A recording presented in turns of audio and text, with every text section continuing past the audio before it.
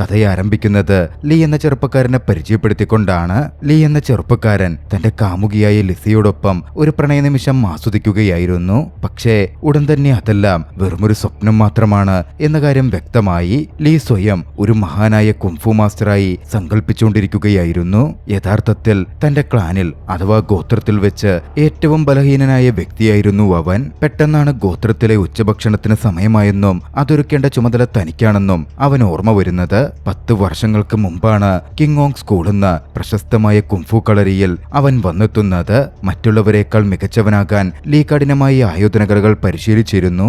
എന്നാൽ മറ്റ് വിദ്യാർത്ഥികളുമായി താരതമ്യം ചെയ്യുമ്പോൾ അവൻ വളരെ ദുർബലനായി തന്നെ തുടർന്നു. സത്യത്തിൽ കുംഫുവിനേക്കാൾ അവന് നന്നായി വഴങ്ങിയിരുന്നത് പാചകമായിരുന്നു. അതിനാൽ അവൻ വേഗത്തിൽ തന്റെ ഗുരുവിനും സഹപാഠികൾക്കുമുള്ള ഭക്ഷണം തയ്യാറാക്കാൻ തുടങ്ങി. ഭക്ഷണം തയ്യാറായ ഉടൻ തന്നെ അവനേവരെയും കഴിക്കാനായി വിളിച്ചു. വിദ്യാർത്ഥികൾ പലയിടത്തുനിന്നായി പറന്നെത്തി. വിദ്യാർത്ഥികൾ തമാശയായി അതിലേക്ക് ചാടി വീഴുകയും ഭക്ഷണത്തിനായി പരസ്പരം അടിപിടി കൂടാൻ തുടങ്ങുകയും ചെയ്തു. അവരുടെ ശക്തി എത്രത്തോളമെന്നാൽ കൂട്ടത്തിലൊരാൾ അന്തരീക്ഷത്തിൽ വെച്ച് തന്നെ ഭക്ഷണം തടഞ്ഞു നിർത്തി. നിമിഷങ്ങൾക്കകം ഗുരുവിന്റെ ഭാര്യയായ സുരു അങ്ങോട്ടേക്ക് വന്നു. കുട്ടികൾ തമ്മിൽ തല്ലുന്നത് കണ്ടപ്പോ പെട്ടെന്നുള്ളൊരു നീക്കത്തിലൂടെ അതെല്ലാം അവസാനിപ്പിച്ചു.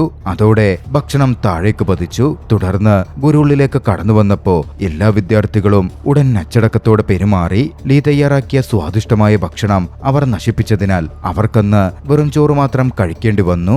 ആ സമയത്ത് പെട്ടെന്ന് ഗുരു ലീയോട് അവന്റെ പരിശീലനം എങ്ങനെയുണ്ടെന്ന് തിരക്കി. ഭക്ഷണമൊക്കെ കൊള്ളാം, എന്നാൽ നിന്റെ കുംഫുവിന്റെ പുരോഗതി എന്താണ് എന്നായിരുന്നു ഗുരു ചോദിച്ചത്. താൻ ആദ്യ ലെവൽ കടക്കാറായി എന്ന് ലീ ആവേശത്തോടെ മറുപടി പറഞ്ഞു. അത് കേട്ട് സഹപാഠികൾ ഉടൻ തന്നെ അവനെ പുകഴ്ത്താൻ ആരംഭിച്ചു. പക്ഷെ ഗുരു അത് വിശ്വസിച്ചില്ല. അദ്ദേഹം ലീയെ മുന്നോട്ട് വിളിച്ച് അവന്റെ ശരീരത്തിലെ ഊർജം പരിശോധിക്കാൻ തീരുമാനിച്ചു. വർഷങ്ങളുടെ പരിശീലനം ഉണ്ടായിട്ടും ഏതാനും നിമിഷങ്ങൾക്കുള്ളിൽ ലീ തളർന്നു വഴങ്ങാൻ ആരംഭിച്ചു. അത് കണ്ട് ഗുരുവിന്റെ മകളായ ലിസ പിന്നിൽ നിന്ന് ലീയെ താങ്ങിപ്പിടിച്ച് ഊർജം പകർന്നുകൊണ്ടിരുന്നു. എന്നാൽ ഗുരു തന്റെ ഊർജത്തിന്റെ തീവ്രത സാവധാനം വർദ്ധിപ്പിക്കാൻ തുടങ്ങി. അത് പരിശോധനയെ കൂടുതൽ കഠിനമാക്കി മാറ്റി. ഗുരുവിന്റെ പരിശോധനയെ ചെറുത്തു നിർത്താൻ ലീയെ സഹായിക്കുന്നതിന് എല്ലാ വിദ്യാർത്ഥികളും രഹസ്യമായി തങ്ങളുടെ ഊർജം ലീയിലേക്ക് കൈമാറാൻ ആരംഭിച്ചു. എന്നാൽ ഗുരു അവരുടെ തന്ത്രം ശ്രദ്ധിക്കുകയും ഒരൊറ്റ നീക്കത്തിലൂടെ അവരെല്ലാവരെയും വായുവിലേക്ക് തെറിപ്പിക്കുകയും ചെയ്തു. അതിനുശേഷം ആദ്യ ലെവൽ പൂർത്തിയാക്കുന്നതിൽ ലീ പരാജയപ്പെട്ടതായി അദ്ദേഹം പ്രഖ്യാപിച്ചു. പിന്നീട് ലിസ രഹസ്യമായി ലീയെ പരിശീലനത്തിൽ സഹായിക്കാൻ ആരംഭിച്ചു. കിങ്യോങ് സ്കൂളിൽ മറ്റൊരു ഗുരുവിൽ നിന്ന് പഠിക്കുന്നത് വിദ്യാർത്ഥികളുടെ മേൽ കർശനമായി നിരോധിച്ചിരുന്നു. അതുകൊണ്ട് തന്നെ ലിസയിൽ നിന്ന് ലീ പരിശീലനം നേടുമ്പോൾ അവർക്കത് മാറി നിന്ന് ഒളിച്ചു ചെയ്യേണ്ടി വന്നു. ഈ നിയമം ലംഘിച്ചാൽ സ്കൂളിൽ നിന്ന് പുറത്താക്കപ്പെടുകയോ അല്ലെങ്കിൽ 10 വർഷം ഭിത്തിക്ക് അഭിമുഖമായി ധ്യാനിക്കുന്ന കാര്യത്തിന് നിർബന്ധിതരാവുകയോ ചെയ്യാം. ഏതായാലും ലീ ഒടുവിൽ 1ാം ലെവൽ പരിശീലനം പൂർത്തിയാക്കാൻ തയ്യാറെടുത്തു. അവൻ കഴുത്തിൽ അണിഞ്ഞിരുന്ന ലോക്കറ്റ് പെട്ടെന്ന് തിളങ്ങാൻ ആരംഭിച്ചു. അടുത്ത നിമിഷം അവൻ നിലത്തേക്ക് പതിച്ചു. ലീയുടെ ശരീരത്തിനുള്ളിൽ ശക്തമായ 2 ശക്തികൾ പോരാടുന്നത് പോലെ തോന്നിയെന്ന് ലിസ അപ്പോൾ പറഞ്ഞു. എന്നാൽ രണ്ടുപേരും അതിനെക്കുറിച്ചധികം ചിന്തിക്കേണ്ടെന്നും മുന്നോട്ട് അവരുടെ പരിശീലനവുമായി പോകാം എന്ന് പറയുകയും ചെയ്തു. തന്റെ മാതാപിതാക്കളെ 10 വർഷം മുമ്പ് ഡീമൻ രാജാവ് വധിച്ചതാണെന്നും ആ ആക്രമണത്തിൽ തങ്ങളുടെ ഗ്രാമം മുഴുവൻ നശിച്ചതാണെന്നും ലിയ സമയം അവളോട് വെളിപ്പെടുത്തി. ലിയ സ്ഥലത്തേക്ക് തിരികെ കൊണ്ടുപോയാൽ പരിശീലനം ചെയ്യുമ്പോൾ കുംഫു പ്രാക്ടീസ് ചെയ്യുമ്പോൾ അവന്റെ ശരീരത്തിലുണ്ടാകുന്ന വേദന ശമിക്കാൻ അത് സഹായിച്ചേക്കും എന്ന് ലിസ കരുതി. യഥാർത്ഥത്തിൽ അനുവാദമില്ലാതെ ആ സ്കൂൾ വിട്ടുപോകാൻ അവർക്ക് അനുവാദമുണ്ടായിരുന്നില്ല. എന്നാൽ ആലോചിച്ച ശേഷം അവരിരുവരും നിശബ്ദമായി അവിടുന്ന് പുറത്തു കടന്നു. അവർ താമസിയാതെ വിജനമായ ആ ഗ്രാമത്തിലെത്തി. അവിടെ എത്തിയ നിമിഷം എല്ലാം നശിച്ച ആ ദിവസത്തെ ഓർമ്മകൾ ലിയുടെ മനസ്സിലേക്ക് ഇരച്ചു വന്നു. അവനും അവന്റെ സുഹൃത്തായ ജീനുവും വീട്ടിലേക്ക് മടങ്ങുന്നത് അവൻ ഓർത്തു. അപ്പോഴാണ് ഗ്രാമം മുഴുവൻ മിന്നലാൽ ചുറ്റപ്പെട്ടിരിക്കുന്നത് അവർ കണ്ടത്. എന്തോ ഒരു ശക്തി ഗ്രാമത്തിനു മേൽ പ്രയോഗിക്കപ്പെട്ടിരിക്കുന്നു. പെട്ടെന്ന് മുഖം മൂടി ധരിച്ച ഒരാൾ ഗ്രാമത്തിലെ ഏറ്റവും ശക്തനായ യോദ്ധാവിനെ പിന്തുടർന്ന് പ്രത്യക്ഷപ്പെട്ടു. അവർ തമ്മിൽ പോരാട്ടവും ആരംഭിച്ചു. ആ പോരാട്ടത്തിന്റെ മധ്യത്തിൽ അകപ്പെട്ട ലീയും സുഹൃത്തും ബോധരഹിതരായി താഴെ വീണു. ലീക്ക് ബോധം തിരികെ വന്നപ്പോ പോരാട്ടം അപ്പോഴും തുടരുകയായിരുന്നു. മുഖം മൂടി ധരിച്ച ദുഷ്ടശക്തിയായ വ്യക്തി അപ്പോഴാണ് അടുത്തായി നിൽക്കുന്ന ലീയെ ശ്രദ്ധിച്ചത്. അയാൾ ലീയെ ആക്രമിക്കുകയും ലീയുടെ വസ്ത്രത്തിലേക്ക് രഹസ്യമായ വിഷമുള്ള ഒരു പ്രാണിയെ തട്ടുകയും ചെയ്തു. ലീയെ സംരക്ഷിക്കാൻ ഗ്രാമത്തിലെ ഏറ്റവും ശക്തനായ യോദ്ധാവ് വന്നതും ആ പ്രാണി അദ്ദേഹത്തെ കടിച്ചു. എന്നാൽ മാസ്റ്ററെ കൊല്ലാൻ തക്ക ശക്തി ആ വിഷത്തിനുണ്ടായിരുന്നില്ല. പകരം അദ്ദേഹം തിരിച്ചടിക്കുകയും മുഖം മൂടി ധരിച്ച ദുഷ്ടശക്തിയെ ഓടിക്കുന്ന കാര്യത്തിൽ വിജയിക്കുകയും ചെയ്തു. അവർ തമ്മിൽ അവരുടെ ശക്തി കൊണ്ട് ഏറ്റുമുട്ടിയപ്പോൾ വലിയൊരു സ്ഫോടനം പോലൊന്ന് സംഭവിച്ചിരുന്നു. ഒടുവിൽ രക്ഷപ്പെട്ട 2 സുഹൃത്തുക്കളും ഗ്രാമത്തിലേക്ക് തിരികെ എത്തി. അവിടെ എത്തിയപ്പോ എല്ലാവരും മരണപ്പെട്ടത് കണ്ട് ദുഃഖം സഹിക്കാനാവാതെ ലീയും ജീനുവും കരഞ്ഞു. അല്പം കഴിഞ്ഞപ്പോ ലീയുടെ ഗുരു മകളായ ലിസയ്ക്കൊപ്പം അവിടെ എത്തി. ലീയെ അദ്ദേഹം തങ്ങളോടൊപ്പം കൂട്ടിക്കൊണ്ടുപോവുകയും ചെയ്തു. അങ്ങനായിരുന്നു ലിയ കുംഫു സ്കൂളിൽ എത്തിപ്പെടുന്നത്. ഇതേ സമയം മറുവശത്ത് കിങ്ങോങ് സ്കൂളിൽ 7 ഗുരുക്കന്മാരും പ്രധാനപ്പെട്ട ഒരു യോഗം ചേരുകയായിരുന്നു. ഓരോ 60 വർഷത്തിലും ഏതു ഗുരുവിനാണ് ഏറ്റവും ശക്തരായ യോദ്ധാക്കളെ പരിശീലിപ്പിക്കാൻ കഴിഞ്ഞതെന്ന് നിർണയിക്കാൻ ഗുരുക്കന്മാർ തങ്ങളുടെ വിദ്യാർത്ഥികൾക്കായി ഒരു പ്രത്യേക മത്സരം സംഘടിപ്പിച്ചിരുന്നു. ഈ മത്സരത്തിലെ വിജയിക്ക് ഗ്രാൻഡ് ജനറൽ എന്ന പദവി നൽകും. എന്നാൽ കിങ്യോങ് സ്കൂളിന് താഴെ ഒരു പുരാതന ശത്രു അപ്പോഴും ഉണ്ടായിരുന്നു. ഈ ശത്രുക്കൾക്കെതിരെ പോരാടാൻ എല്ലാ വിദ്യാർത്ഥികളെയും സജ്ജരാക്കുന്നതിനുള്ള ഒരുതരം യുദ്ധ പരിശീലനമായും ആ ടൂർണമെന്റിനെ എല്ലാവരും നോക്കിക്കണ്ടിരുന്നു. കഥ അവിടെ നിന്നും കൂടുതൽ പെൺകുട്ടികൾ പരിശീലിക്കുന്ന ഷാസു ഗോത്രത്തിലേക്ക് തിരിയുന്നു. അവർ പരിശീലനം നടത്തുമ്പോൾ ഒരു കൂട്ടം ആൺകുട്ടികൾ രഹസ്യമായി അവരെ വീക്ഷിക്കുന്നുണ്ടായിരുന്നു. ആ പെൺകുട്ടികൾ അവിശ്വസനീയമാം വിധം കഴിവുള്ളവരായിരുന്നു. എല്ലാ പെൺകുട്ടികളും വെച്ച് ഏറ്റവും ശക്തിയായത് സുഖിയായിരുന്നു. അവൾ പ്രത്യക്ഷപ്പെട്ട ഉടൻ തന്നെ ആൺകുട്ടികൾ അവളെ ഒന്ന് കാണാൻ വേണ്ടി പരസ്പരം തിരക്കുകൂട്ടാനും മുകളിലേക്ക് കയറാനും തുടങ്ങി. ലിയാകട്ടെ അബദ്ധത്തിൽ ആ സമയം താൻ ഒളിച്ചിരുന്ന സ്ഥലത്തു നിന്ന് താഴേക്ക് വീണു. തൽക്ഷണം അവിടെയുള്ള എല്ലാ പെൺകുട്ടികളും അവനെ വളയുകയും പിടികൂടുകയും ചെയ്തു. ബാക്കി ആൺകുട്ടികൾ രക്ഷപ്പെട്ടുപോയി. പാവം ലീ പിടിക്കപ്പെട്ടു. സുഖി അവനെ കെട്ടിയിട്ട് ഒരു മലഞ്ചെരുവിൽ തൂക്കിയിട്ടു. തുടർന്നൊരു കയറുപയോഗിച്ച് വലിയ താഴ്ചയിലേക്ക് അവനെ എറിഞ്ഞു. അവൻ വായുവിൽ നിസ്സഹായനായി തൂങ്ങിക്കിടന്നു. ഏറ്റവും ഒടുവിൽ അവൻ ചെയ്ത പ്രവൃത്തിക്ക് ശിക്ഷയായി ചൊറിച്ചിലുണ്ടാക്കുന്ന ചെറിയ പ്രാണികളുടെ ഒരു കൂട്ടത്തെ അവർ ലീയുടെ ശരീരത്തിലുടനീളം ഇട്ടു.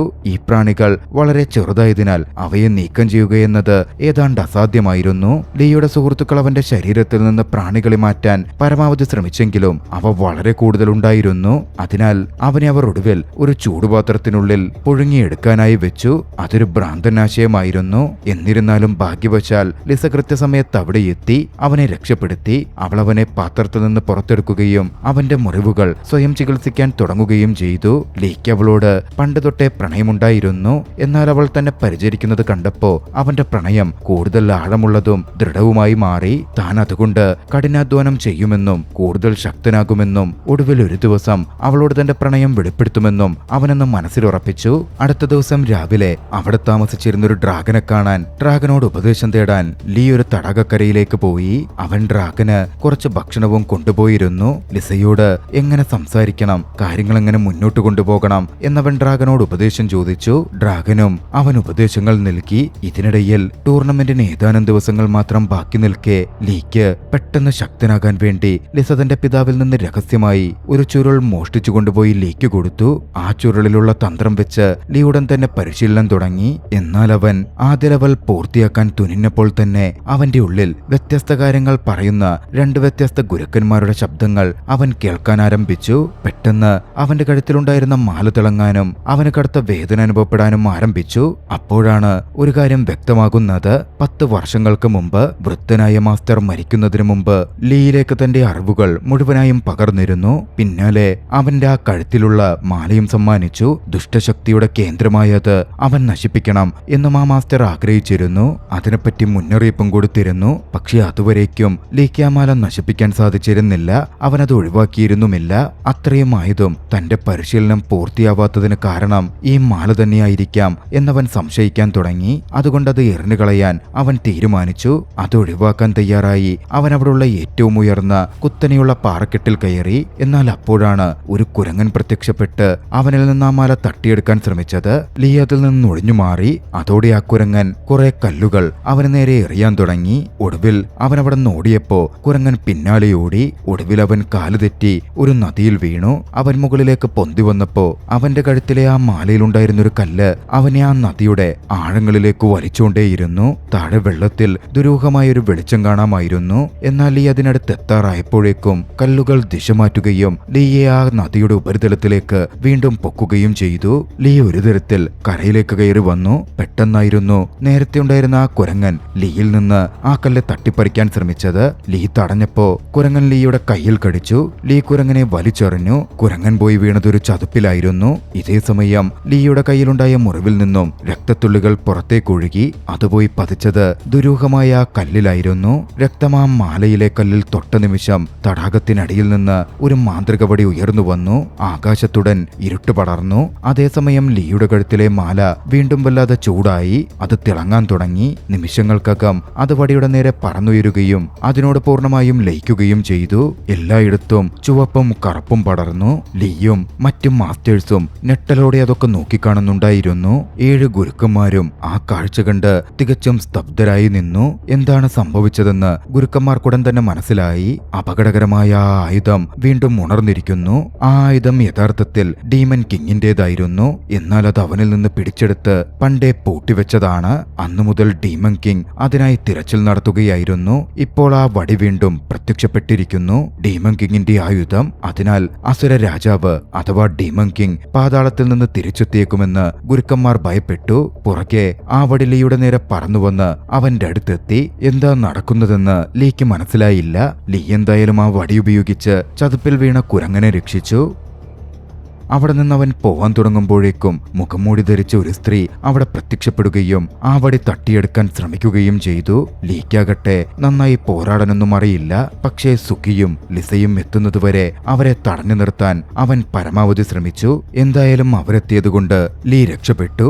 അവരോട് വിവരം പറഞ്ഞ് തന്റെ കയ്യിലെ കടിയേറ്റ പാട് കാണിക്കാൻ അവൻ ശ്രമിച്ചതും തന്റെ കയ്യിൽ ആ മുറിപ്പാട് കാണുന്നില്ല എന്ന കാര്യം ലീ ശ്രദ്ധിച്ചു. അവന് വല്ലാത്ത അത്ഭുതം തോന്നി. അന്ന് രാത്രി ലീ കിടന്നു നേരത്തെ വന്ന ദുരൂഹത നിറഞ്ഞ അതേ സ്ത്രീ ആ വടി മോഷ്ടിക്കാൻ വീണ്ടും ലീയുടെ മുറിയിലെത്തി. എന്നാൽ അവൾ അത് കൊണ്ടുപോകാൻ ശ്രമിച്ചപ്പോ പ്രശ്നങ്ങൾ ആരംഭിച്ചു. ആ വടി ഏതോ ഒരു വിധത്തിൽ അതിന്റെ പുതിയ യജമാനനായ ലീയുമായി ബന്ധപ്പെട്ടിരുന്നു. ലീയെ വിട്ടുപോകാൻ അത് വിസമ്മതിച്ചു. ആ സ്ത്രീ ഓരോ തവണ ശ്രമിക്കുമ്പോഴും ആ വടി തന്നെ അത് തടഞ്ഞു. നിരാശയായ ആ സ്ത്രീ ലീയെ കൊന്ന് ബലമായി വടി കൈക്കലാക്കാൻ തീരുമാനിച്ചു. എന്നാൽ അവൾ അവനെ ഉപദ്രവിക്കുന്നതിന് മുമ്പ് ആ വടി സ്വയം പ്രവർത്തിക്കുകയും ലീയെ സംരക്ഷിക്കാൻ അവളെ ബോധരഹിതയാക്കുകയും ചെയ്തു. പിറ്റേന്ന് രാവിലെ ആ സ്ത്രീ തന്റെ കട്ടിലിൽ കിടക്കുന്നത് കണ്ട് ലീ ഞെട്ടിപ്പോയി. ആ സ്ത്രീ ലീയെ കളിയാക്കിക്കൊണ്ട് പറഞ്ഞു, നീ ഇന്നലെ രാത്രി എന്നോടൊപ്പം എല്ലാം ചെയ്തു കഴിഞ്ഞു. നിന്റെ പ്രവൃത്തിക്ക് പ്രതിഫലമായി ആ വടിയെങ്കിലും എനിക്ക് തരൂ. ലീ വടി കൈമാറാൻ തുനിഞ്ഞെങ്കിലും എത്ര തവണ ശ്രമിച്ചിട്ടും ആ സ്ത്രീക്ക് ആ വടി നേടാൻ സാധിച്ചില്ല. വടി അവനിലേക്ക് തന്നെ തിരികെ പറന്നു വന്നുകൊണ്ടിരുന്നു. നിരാശയായി ആ സ്ത്രീ ഒടുവിൽ അവിടെന്നും പോയി. ആ വടിക്ക് യഥാർത്ഥത്തിൽ ലീയോട് സംസാരിക്കാൻ കഴിയും എന്നുവരെ വൈകാതെ വ്യക്തമാവുകയായിരുന്നു. ആ വടി പൂർണ്ണമായും ലീയെ തന്റെ യജമാനനായി അംഗീകരിച്ചു കഴിഞ്ഞു. വൈകാതെ ടൂർണമെന്റ് ആരംഭിക്കാൻ പോവുകയാണ്. അടുത്ത ദിവസം മറ്റ് ഗുരുക്കന്മാരുടെ വിദ്യാർത്ഥികളും അതിനായി ആ സ്കൂളിലേക്ക് എത്തി. അവരിൽ ഒരാൾ ലീയുടെ പഴയ സുഹൃത്തായിരുന്നു. അവൻ വേറൊരു ഗുരുവിന്റെ കീഴിൽ പരിശീലനം നേടി വളരെ ശക്തനായ യോദ്ധാവായി മാറിക്കഴിഞ്ഞു. 10 വർഷത്തിനു ശേഷവും ലീക്ക് പരിശീലനത്തിന്റെ ആദ്യഘട്ടം പോലും കടക്കാൻ കഴിഞ്ഞിട്ടില്ലെന്ന് ആ സുഹൃത്ത് അറിഞ്ഞപ്പോ, നിന്റെ ഗുരു ഒന്നിനും കൊള്ളാത്തവനായിരിക്കണം, അദ്ദേഹം നിന്നെ ഒരിക്കലും ശരിയായി പരിശീലിപ്പിച്ചിട്ടുണ്ടാവില്ല എന്ന് പറഞ്ഞവൻ ലീയെ പരിഹസിച്ചു. പിന്നീട് ലീ തന്റെ ജോലിയിലായിരിക്കെ പൂന്തോട്ടത്തിൽ വെച്ച് നേരത്തെ അവനെ തിരക്കി വന്ന ദുരൂഹത നിറഞ്ഞ ആ പെൺകുട്ടിയെ കണ്ടു. യാവോ എന്നായിരുന്നു അവളുടെ പേര്. പക്ഷേ ആ സമയം അങ്ങോട്ടേക്ക് ആയുധധാരികളായ ഒരു കൂട്ടം യോദ്ധാക്കൾ കടന്നു വന്നു. ആ പെൺകുട്ടി ലീയെ നിലത്തേക്ക് തള്ളിയിടുകയും മിണ്ടാതിരിക്കാൻ പറയുകയും ചെയ്തു. യോദ്ധാക്കൾ പോയ ശേഷം യാവോ അടുത്തുള്ള വടിക്കായി തിരച്ചിൽ തുടങ്ങി. എന്നാൽ താൻ അത് കൊണ്ടുവന്നിട്ടില്ലെന്നും വീട്ടിൽ വെച്ചിരിക്കുകയാണെന്നും അവൻ മറുപടി പറഞ്ഞു. അത് യഥാർത്ഥത്തിൽ ഒരു നുണയായിരുന്നു.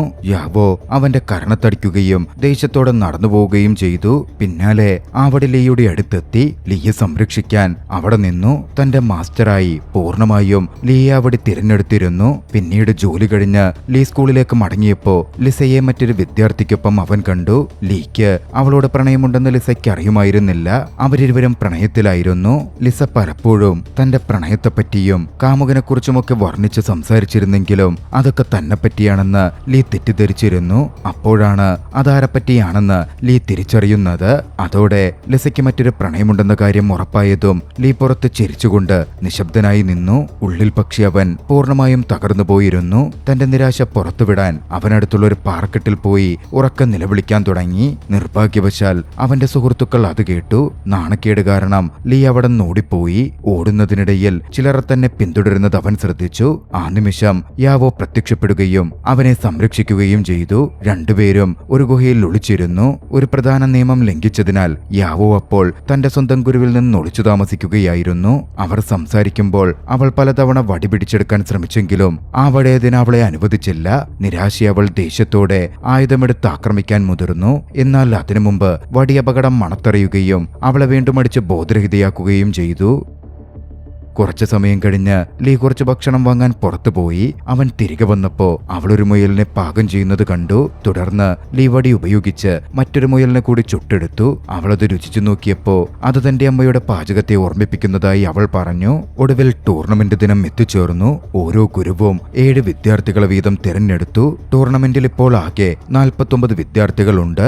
ആദ്യത്തെ റൗണ്ടിൽ കുറെ പന്തുകൾ എറിയും. അതിൽ 1-ാം നമ്പർ പന്ത് കൈവശപ്പെടുത്തുന്നവർക്ക് നേരിട്ടെടുത്ത റൗണ്ടിലേക്ക് പോകാം. വൈകാതെ ആ റൗണ്ട് ആരംഭിച്ചു. പന്തുകൾ വായുവിൽ ഉയർന്നു പറന്നു. അന്തരീക്ഷത്തിലേക്ക് വിട്ടയച്ച പന്തുകൾ വിദ്യാർത്ഥികൾ പറന്ന് പിടിക്കാൻ തുടങ്ങി. ലീ മാത്രമായിരുന്നു പറന്നുയരാത്ത ഒരേ ഒരു വിദ്യാർത്ഥി. ഗുരുക്കന്മാരിൽ ഒരാൾ അത് ശ്രദ്ധിച്ചു. നിലത്ത് കിടന്നിരുന്ന ഒരു പന്ത് ലീ എടുക്കുന്നതിന് മുമ്പ് തന്നെ അവിടെ എത്തിയിരുന്ന സുക്കി രഹസ്യമായി ആ പന്ത് മാറ്റി. സുക്കി വെച്ചത് 1-ാം നമ്പർ പന്തായിരുന്നു. അത് കിട്ടിയതും ലീ ആശയക്കുഴപ്പത്തിലായി. എന്തിനാണ് അവൾ അത് തനിക്ക് നൽകിയത് എന്നവന് മനസ്സിലായില്ല. അവൻ സുക്കിയോട് നന്ദി പറഞ്ഞപ്പോൾ അവൾ അവനോട് പറഞ്ഞു, ഞാനിവിടെ പോരാടാനാണ് വന്നത്. അതുകൊണ്ട് ഞാനിത് എനിക്ക് വേണ്ടി ചെയ്തതാണ്, നിനക്ക് വേണ്ടിയല്ല. ടൂർണമെന്റ് മുന്നോട്ടു പോയി. ആദ്യ റൗണ്ടിൽ 31 വിദ്യാർത്ഥികൾ പുറത്തായി. അന്ന് വൈകുന്നേരം സുക്കി തീവ്ര പരിശീലനം നടത്തിക്കൊണ്ടിരിക്കുകയായിരുന്നു. പരിശീലനം കടുത്ത് അവൾ ഒരു രോഗിയെപ്പോലെ തോന്നിച്ചിരുന്നു. വിശ്രമിക്കാൻ അവളുടെ ഗുരു അവളെ ഉപദേശിച്ചു. എന്നാൽ തന്റെ ഗുരു കൂടുതൽ ദുർബലയായി വരികയാണെന്നും ഗുരുവിന് അഭിമാനിക്കാൻ വേണ്ടി എന്തു വില കൊടുത്തും തനിക്കിവിടെ ജയിക്കണമെന്നും സുഖി നിർബന്ധം പിടിച്ചു. വൈകാതെ ടൂർണമെന്റിന്റെ അടുത്ത റൗണ്ട് എത്തി. എതിരാളിക്കെതിരെയുള്ള പോരാട്ടമായിരുന്നു. സുഖി തന്റെ വാൾ പോലും എടുക്കാതെ എതിരാളിയെ പരാജയപ്പെടുത്തി. അടുത്തത് ലീയുടെ ഊഴമായിരുന്നു. അവന്റെ പോരാട്ടങ്ങളിലൊന്നിൽ അവന്റെ കണ്ണുകളിൽ കുറച്ച് പൊടി വീഴുകയും അവന് പ്രവർത്തിക്കാൻ കഴിയാതെ വരികയും ചെയ്തു. ആ നിമിഷം അവന്റെ ആയുധമായ വടി സ്വയം പ്രവർത്തിച്ച് അവനെ സംരക്ഷിച്ചു. ലീ തോറ്റുവെന്നാണ് എല്ലാവരും കരുതിയത്. എന്നാൽ അവൻ അഭിമാനത്തോടെ ഏവരോടും പറഞ്ഞു, ഞാൻ വിജയിച്ചു. അടുത്ത റൗണ്ടിലേക്ക് ഞാൻ യോഗ്യത നേടിയിട്ടുണ്ട്. അടുത്ത റൗണ്ടിൽ ലീക്ക് തന്റെ ബാല്യകാല സുഹൃത്തായ ജീനുവിനെയായിരുന്നു എതിരിടേണ്ടി വന്നത്. ലീ ഇപ്പോഴും വളരെ ദുർബലനാണെന്ന് അവൻ വിശ്വസിച്ചു. അതിനാൽ ആദ്യം തന്നെ ആക്രമിക്കാൻ അവൻ ലീക്ക് അവസരം നൽകി. എന്നാൽ ലീയുടെ കയ്യിലുള്ള വടിയുടെ ശക്തി കൊണ്ട് അവിടെയും ലീ സുഗമമായി ജയിച്ചു. അതിന്റെ ശക്തി അത്രമേൽ വലുതായിരുന്നു. അന്ന് രാത്രിയിൽ ലീയുടെ കുരങ്ങൻ പെൺയോദ്ധാക്കൾ താമസിക്കുന്ന പ്രദേശത്തേക്ക് അവനെ നയിച്ചു. അവിടെ പുഴയോരത്ത് സുഖി ബോധരഹിതയായി കിടക്കുന്നത് അവൻ കണ്ടു. ലീ അവളെ എടുക്കുകയും അവൾ എത്രത്തോളം ദുർബലയാണ് എന്ന കാര്യം ശ്രദ്ധിക്കുകയും ചെയ്തു. അതോടെ ടൂർണമെന്റ് ഉപേക്ഷിച്ച് വിശ്രമിക്കാൻ അവൻ അവളെ ഉപദേശിച്ചു. എന്നാൽ എന്തൊക്കെ സംഭവിച്ചാലും ഈ ടൂർണമെന്റിൽ താൻ ജയിക്കും എന്നായിരുന്നു സുഖി പറഞ്ഞത്. അടുത്തത് അന്തിമ മത്സരമായിരുന്നു. ലീയും സുഖിയും തമ്മിലുള്ള പോരാട്ടം. എല്ലാ വിദ്യാർത്ഥികളും അവരുടെ ഗുരുക്കന്മാരും ഒന്നിച്ചുകൂടി. ലീ എന്ന് സുഖിക്കെതിരെ പോരാടാൻ വടിയെടുത്തിരുന്നില്ല. വടിയില്ലാതെ പോരാട്ടത്തിനിറങ്ങിയതുകൊണ്ട് തുടക്കത്തിൽ തന്നെ ലീക്ക് ഗുരുതരമായി പരിക്കേറ്റു. കീഴടങ്ങാൻ സുഖി അവനോട് ആവശ്യപ്പെട്ടെങ്കിലും അവനതിന് വിസമ്മതിച്ചു. ആളുകളെപ്പോഴും തന്നെ ഒന്നിനും കൊള്ളാത്തവനായി കരുതിയതുകൊണ്ട് തന്റെ അവസാന ശ്വാസം വരെ അവൾക്കെതിരെ പോരാടും എന്നവൻ പറഞ്ഞു. മത്സരം വേഗത്തിൽ അവസാനിപ്പിക്കാൻ സുഖിയൊടുവിൽ അവളുടെ വാളൂരി. എന്നാൽ പെട്ടെന്ന് ലീയുടെ വടി അവനിലേക്ക് എത്തിച്ചേർന്നു. കാരണം അതിന്റെ യജമാനൻ മരണപ്പെടുന്നത് സഹിക്കാൻ അതിന് കഴിയുമായിരുന്നില്ല. ലീ വടിയിൽ തൊട്ട നിമിഷം അതുവരെ അവന്റെ ശരീരത്തിലുണ്ടായിരുന്ന മുറിവുകൾ തൽക്ഷണം ഉണങ്ങി. തുടർന്ന് വടി സുഖിക്ക് നേരെ ഒന്നൊന്നായി ശക്തമായ ആക്രമണങ്ങൾ അഴിച്ചുവിട്ടു. എന്നാൽ സുഖിയുടെ മുക്കിൽ നിന്ന് രക്തം വരുന്നത് കണ്ടയുടൻ ലീ പോരാട്ടം നിർത്തി. അതേസമയം കാട്ടിൽ നിന്നൊരു കുട്ടി കരയുന്നത് സഞ്ചാരത്തിലായിരുന്ന ചില വിദ്യാർത്ഥികൾ കേട്ടു. അവർ ആ കുട്ടിയെ കണ്ടെത്താൻ വേണ്ടി തിരച്ചിൽ തുടങ്ങി. എന്നാൽ അത് അസുരശക്തികൾ ഒരുക്കിയ കെണിയായിരുന്നു. വിദ്യാർത്ഥികളെ നിയന്ത്രിക്കാനും പരസ്പരം ആക്രമിക്കാൻ നിർബന്ധിക്കാനും അവർ ദുർമന്ത്രവാദം പ്രയോഗിച്ചിരുന്നു. വിദ്യാർത്ഥികൾ അതോടെ പരസ്പരം പോരാടാൻ ആരംഭിച്ചു. മറുവശത്തെ 7 ഗുരുക്കന്മാരും ലീയുടെ കയ്യിലുള്ള വടി തിരിച്ചറിയുകയും അത് പണ്ട് അസുര രാജാവ് അഥവാ ഡീമൺ കിങ് ഉപയോഗിച്ചിരുന്നതാണ് എന്നൊടുവിൽ മനസ്സിലാക്കുകയും ചെയ്തു. ഇതിന്റെ ശക്തിയെ ഭയന്ന് ലീ ഇനിയെങ്ങാനും ദുർമന്ത്രവാദത്തിൽ പരിശീലനം നേടിയിട്ടുണ്ടോ എന്ന് സംശയിച്ച് അവർ അവനിൽ നിന്ന് വടി പിടിച്ചെടുക്കുകയും അവനെ തടവിലാക്കുകയും ചെയ്തു. എന്നാൽ ലീയുടെ ഗുരു അവനെ ന്യായീകരിച്ചുകൊണ്ട് പറഞ്ഞു, ലീ കഴിഞ്ഞ 10 വർഷമായി സ്കൂളിൽ നിന്ന് പുറത്തു പോയിട്ട് പോലുമില്ല. പിന്നെങ്ങനെ അവൻ ഇതൊക്കെ പഠിക്കും? അപ്പോഴാണ് യാവോ ലീയെ രക്ഷിക്കാൻ അങ്ങോട്ടേക്ക് എത്തിയത്. എന്നാൽ രക്ഷപ്പെടാൻ ലീ വിസമ്മതിച്ചു. താൻ ഓടിപ്പോയാൽ എല്ലാവരും എല്ലാറ്റിനും തന്നെ കുറ്റക്കാരനാക്കും എന്നവൻ ഭയപ്പെട്ടിരുന്നു. ഒടുവിൽ യാവോക്ക് അവനെ ബോധരഹിതനാക്കി പുറത്തേക്ക് കൊണ്ടുപോകേണ്ടി വന്നു. ലീയെ സംരക്ഷിക്കാൻ ഉടൻ അവന്റെ വടി പ്രത്യക്ഷപ്പെട്ടു. യാവോ വടിയോട് വിശദീകരിച്ചു, ഞാൻ നിന്റെ യജമാനനെ ഉപദ്രവിക്കുകയല്ല, ഞാൻ ഇവിടെ നിന്നും അവനെ രക്ഷിക്കുകയാണ്. അത് കേട്ടതും യാവോയെ സഹായിക്കാൻ വടി സമ്മതിച്ചു. എന്നാൽ യാവോ വടിയോട് നുണ പറയുകയായിരുന്നു. അവൾ ലീയെ നേരെ കൊണ്ടുപോയത് അവളുടെ പിതാവിന്റെ അടുത്തേക്കാണ്. അവളുടെ പിതാവാകട്ടെ ഡീമൺ കിങ് ആയിരുന്നു. ആ അസുര രാജാവ് അഥവാ ഡീമൺ കിങ് ലീയെ കണ്ട കണ്ട നിമിഷം തന്നെ അവനെ ആക്രമിച്ചു. ലീയെ കൊല്ലരുതെന്നും അവനെ പരിശീലിപ്പിക്കണമെന്നും അപേക്ഷിച്ച് യാവോ പിതാവിനെ തടയാൻ ഇടയിൽ ചാടി വീണു. അവൾ ലീയെ പ്രതിരോധിക്കാൻ ശ്രമിച്ചെങ്കിലും അവളുടെ പിതാവ് ഏറെ ശക്തനായിരുന്നു. യാവോ താഴെ വീണതും തന്റെ മുമ്പിൽ മറ്റു വഴിയില്ലെന്ന് ലീ തിരിച്ചറിഞ്ഞു. ഒറ്റപ്പെട്ട അവൻ വേറെ വഴിയില്ലാതെ 7 ഗുരുക്കന്മാരും എത്തുന്നതുവരെ വടിയിൽ വിശ്വാസം അർപ്പിച്ച് ഡീമൻ കിങ്ങിനെതിരെ പോരാടാൻ തീരുമാനിച്ചു. അവർ തമ്മിൽ ശക്തമായ പോരാട്ടം തുടങ്ങി. ഇതിനിടയിൽ 7 ഗുരുക്കന്മാരും അങ്ങോട്ടേക്ക് വന്നെത്തി. അവർ തങ്ങളുടെ ശക്തികൾ സംയോജിപ്പിച്ച് വൻ ആക്രമണം അഴിച്ചുവിട്ടു. തന്റെ ഗുരുക്കന്മാരുടെ ശക്തി കണ്ട് ലീ അത്ഭുതപ്പെട്ടു. എന്നാൽ അവനെ അതിലേറെ ഞെട്ടിച്ചത് ഒരിക്കൽ തന്റെ ഗ്രാമം നശിപ്പിച്ച അതേ മിന്നലാക്രമണമാണ് ഗുരുക്കന്മാർ ഡീമൻ കിങ്ങിനെതിരെ ഉപയോഗിക്കുന്നത് എന്നതായിരുന്നു. ആ നിമിഷം തന്റെ കുടുംബത്തിന്റെ അടക്കം ഗ്രാമത്തിലെ എല്ലാവരുടെയും മരണത്തിന് കാരണക്കാരൻ ഈ മാസ്റ്റർമാരിൽ ഒരാളാണ് എന്ന് ലീ തിരിച്ചറിഞ്ഞു. പക്ഷെ അവനെ സംബന്ധിച്ച് അതപ്പോൾ പ്രതികാരം ചെയ്യേണ്ട സമയമായിരുന്നില്ല. അവന്റെ ഗുരുക്കന്മാരടക്കം അപകടത്തിലായിരുന്നു. അതുകൊണ്ട് ലീ അവരെ സഹായിക്കാൻ തീരുമാനിച്ചു. ഡീമൻ കിങ്ങും ഗുരുക്കന്മാരും തമ്മിലുള്ള യുദ്ധം തീവ്രമായി. ലീയുടെ ശരീരം ഇരുവശത്തു നിന്നും ഊർജം ആഗിരണം ചെയ്തുകൊണ്ടിരുന്നു. ഡീമൻ കിങ്ങിന്റെ ഊർജവും ഗുരുക്കന്മാർ പ്രവഹിപ്പിക്കുന്ന ഊർജവും അവനിലേക്ക് തന്നെ വന്നെത്തി. ലീ അതോടെ സാധാരണ മനുഷ്യനല്ലെന്ന് ഡീമൻ കിങ് തിരിച്ചറിഞ്ഞു. ലീയുടെ ശരീരത്തിനുള്ളിൽ കുംഫുവിന്റെ 3 വ്യത്യസ്ത രൂപങ്ങൾ ഡീമൻ കിങ്ങിന് തിരിച്ചറിയാൻ കഴിഞ്ഞു. അവൻ മറ്റുള്ളവർക്ക് മുന്നറിയിപ്പ് നൽകി. ഈ കുട്ടിയുടെ ശക്തി ഒരു ദിവസം നിങ്ങളുടെ സ്കൂളുകൾ മുഴുവനായി നശിപ്പിക്കും. ആ വാക്കുകളോടെ ഡീമൻ കിങ് അപ്രത്യക്ഷനായി. അത് കേട്ട് ഗുരുക്കന്മാർ ഭയന്നുപോയിരുന്നു. ലീയുടെ ശക്തി നിയന്ത്രിക്കാൻ കഴിയാത്തത്ര അപകടകരമാണെന്ന് അവർ വിശ്വസിക്കാൻ തുടങ്ങി. തന്റെ സ്വന്തം ഗുരുക്കന്മാർ ഇപ്പോൾ തനിക്കെതിരെ തിരിയുന്നത് കണ്ട് ലീ ഞെട്ടിനിന്നു. ഗുരുക്കന്മാർ തന്നെ വഞ്ചിക്കുകയാണോ എന്ന് അവന് തോന്നി. എന്നാൽ ഈ ഘട്ടത്തിൽ ലീ വളരെയധികം ശക്തനായി തീർന്നിരുന്നു. അവന് വേണമെങ്കിൽ എല്ലാ ഗുരുക്കന്മാരെയടക്കം നശിപ്പിക്കാമായിരുന്നു.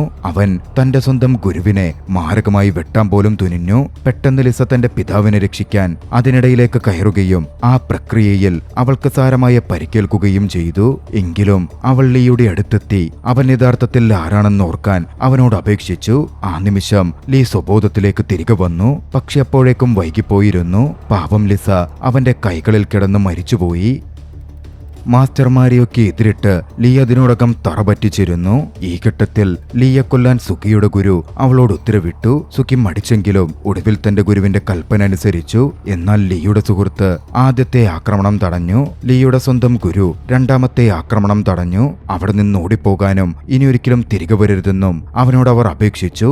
മൂന്നാമതൊരു തവണ ആക്രമിക്കാൻ സുഖി മുന്നോട്ട് വന്നപ്പോ ലീ ഒരിക്കൽ തന്റെ ജീവൻ രക്ഷിച്ച കാര്യം അവൾ പെട്ടെന്ന് ഓർത്തു. അതിനാൽ ആ ഉപകാരത്തിന് പകരം വീട്ടാൻ അവൾ അവനെ തൽക്കാലം പോകാൻ അനുവദിച്ചു. പരിക്കേറ്റ ലീ മുറിവേറ്റ യാവോയെയും എടുത്ത് വായുവിലുയർന്ന് പറന്നുപോയി.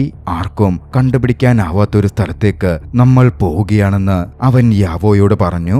അവർ അങ്ങനെ പറന്നുയർന്ന് രക്ഷപ്പെട്ടു പോകുന്നത് സുഖി നോക്കി നിന്നിരുന്നു. രണ്ടാം ഭാഗത്തിന്റെ സൂചനകൾ ബാക്കി വെച്ച് ഈ ആക്ഷൻ ചലച്ചിത്രം അവസാനിക്കുകയാണ്. രസകരമായ ഈ ഒരു ആക്ഷൻ ചലച്ചിത്രം നിങ്ങൾക്കിഷ്ടമായെങ്കിൽ വീഡിയോ ലൈക്ക് ചെയ്യുക. അഭിപ്രായങ്ങളും നിർദ്ദേശങ്ങളും കമന്റുകളിൽ രേഖപ്പെടുത്തുക. കഴിയുമെങ്കിൽ ചാനൽ സബ്സ്ക്രൈബ് ചെയ്തും കൂട്ടുകാർക്ക് ഷെയർ ചെയ്തു കൊടുത്തും ഞങ്ങളെ സപ്പോർട്ട് ചെയ്യുക. അടുത്ത എപ്പിസോഡിൽ മറ്റൊരു മികച്ച ചലച്ചിത്രവുമായി നമുക്ക് കണ്ടുമുട്ടാം. അതുവരെ ബൈ.